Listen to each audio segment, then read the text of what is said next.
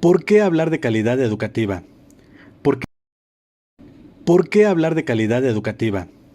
Porque es una cualidad que permite tener una valoración exacta y precisa en torno a las características del servicio educativo que se ofrece y como garantía para promover una educación integral. Educación integral que va a permitir el desarrollo de conocimientos, competencias, habilidades, valores en los individuos, que al paso del tiempo ha generado mayores márgenes de inclusión y accesibilidad, igualdad y equidad, todo esto con miras al empoderamiento de los sujetos. ¿Qué implica hablar de calidad educativa? La implicación de este término tiene que ver con ideología, hegemonía, práctica docente y contexto escolar. Por ideología vamos a entender aquellas figuras discursivas que aportan un montaje imaginario de la realidad. Por hegemonía, la constitución de las ideas dominantes con las de los dominados para hacerlas compatibles en las relaciones de dominación, que en la práctica docente se va a vivir como un imperativo categórico entre el ser y el deber ser, generando en el contexto escolar una tensión de intereses de clase, el derecho público contra el bien común. Pero, ¿se ha entendido la calidad educativa de la misma forma con el paso del tiempo? Si bien es cierto, la educación ha ido cambiando conforme va evolucionando el hombre. Anteriormente la enseñanza se basaba mucho en la teoría y poco en la práctica. Para estudiar, el alumno repetía mentalmente la lección y la memorizaba, y con ello ya valía. En definitiva, captaban datos pero sin llegar a comprenderlos o interiorizarlos. El silencio era también un valor importante. Hablar en clase iba en contra del aprendizaje y el profesorado apenas dialogaba con los alumnos. Ahora la educación es más participativa y práctica. El docente y el alumno son dos actores que están a un mismo nivel. El educador ya no se impone tanto y el estudiante ha pasado de ser un objeto pasivo a un objeto activo.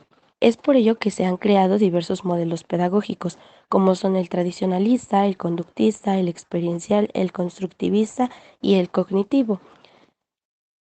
¿Quiénes le dan sentido al término calidad educativa en la práctica escolar? Son los docentes, y es en este punto donde su labor debe de pasar de un discurso estructurado, formal de tecnicismos y de buenas intenciones, a trascender a un posicionamiento epistemológico que refleje, desde su actuar dentro y fuera del aula, una mirada pedagógica más humana, que sea capaz de hacer eco más allá de las cuatro paredes que conforman una escuela, salir y hacer impacto en la sociedad. Hoy más que nunca se requiere del docente una orientación crítica, un profesional reflexivo y político capaz de comprender, problematizar y decidir, pero también de alzar la voz y hacer valer aquellas que a lo largo de la historia han sido silenciadas y olvidadas.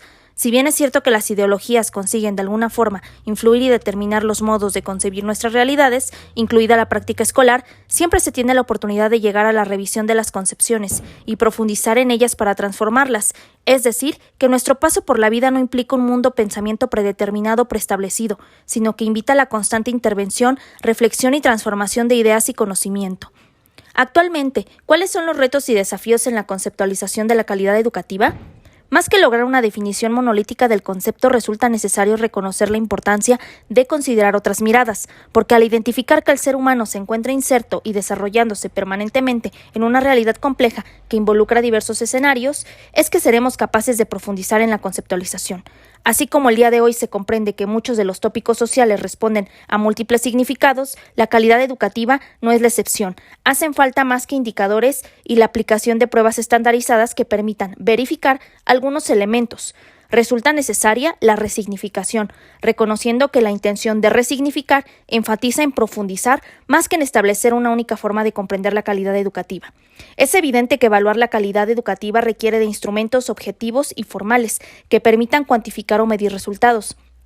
Pero al mismo tiempo también resulta necesario incorporar elementos que den prioridad a lo cualitativo, a la consideración de miradas que contemplen la realidad, nuestra realidad como compleja y en permanente transformación, y lo anterior se gesta solo al calor del análisis, la reflexión y de la problematización de múltiples elementos, tanto de índole educativo como económico, social, de políticas, entre otros.